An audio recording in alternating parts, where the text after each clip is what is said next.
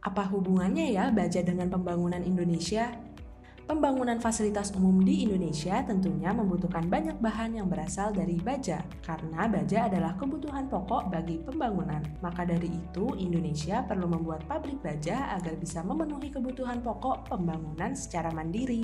Nah, akhirnya di masa pemerintahan Presiden Soeharto meluncurkan pabrik baja yaitu Krakatau Steel.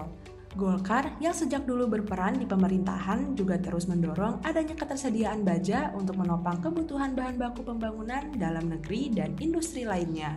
Awal berdirinya Krakatau Steel pada tahun 1960 dengan nama Cilegon Steel Mills. Kemudian proyek pabrik baja ini sempat terhenti selama 5 tahun dan kembali dijalankan saat pemerintahan Presiden Soeharto pada 31 Agustus 1970 dengan nama PT Krakatau Steel yang dibiayai oleh Pertamina.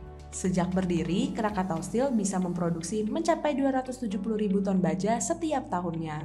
Krakatau Steel juga menjadi pabrik penghasil baja terbesar di Asia Tenggara. Sampai dengan pemerintahan Presiden Jokowi, Krakatau Steel semakin berkembang, bahkan Pak Jokowi baru saja meresmikan pabrik Krakatau Steel terbaru dan menjadikan pabrik ini pabrik termodern kedua di dunia. Pak Jokowi berharap kehadiran pabrik baru ini juga bisa menekan tingginya angka impor baja.